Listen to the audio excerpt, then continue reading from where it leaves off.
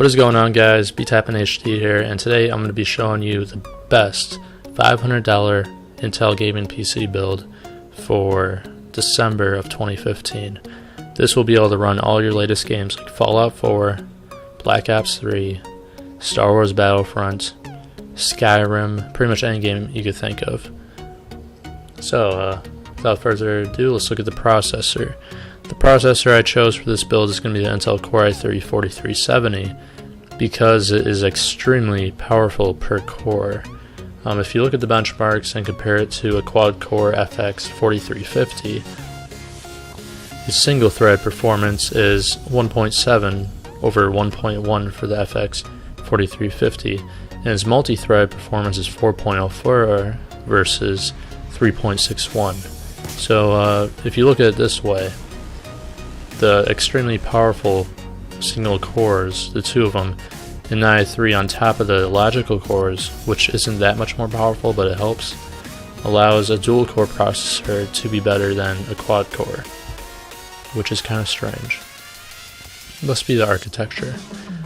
And if you look at it at gaming, well, pretty much everything the i3 blows away the FX 4350. Now, gaming wise, if we go to a newer game like Battlefield 4, looks like they're neck and neck. So gaming, it looks like they're all neck and neck, pretty close for average FPS. You know, FX 4350 sometimes will beat out the i3, but it's really rare. Minimum FPS on BioShock Infinite SLI. Looks like the i3 handles SLI a lot better. Now for the graphics card, we're going to be going with the MSI AMD Radeon R9 380. I was going to go with the GTX 960, but for newer games, the R9 380 is performing better than the GTX 960. The only reason why you'll see in benchmarks that the GTX 960 outperforms the R9 380 is because NVIDIA is with those developers in the development process, making the games much more developed for their cards. Now if we look at the benchmarks, if we look at Battlefield 4, it looks like they're pretty close, neck and neck. Crysis 3, so R9 380 is beating it out. Shadow Mortar, the R9 380 is beating it out. It's pretty much just, it goes back and forth. The R9 380 is also about 7% cheaper than the GTX 960 price-wise. That's the reason why I chose it. You could find it for $190, $170, $150 on Amazon, usually around this $169 range, $175. It's a really, really great card, and it's newer. For the motherboard, I chose a motherboard from a really reliable brand, which is MSI. Socket LJ1150 has SATA 6 compatibility, which is what you want at the minimum. It has USB 3.0, it's micro ATX, so it'll fit into pretty much any case. And yeah, it has 1600 MHz RAM as well support.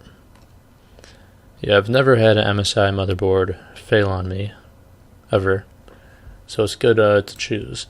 Now for the RAM, we're going to be putting in two 4GB sticks to give you 8GB of RAM, because in my last build I misinterpreted that games would be able to run on 4GB of RAM, but as you saw with Call of Duty Black Ops 3, it's a RAM hog, it eats a lot of RAM, so you're going to need 8GB to run that.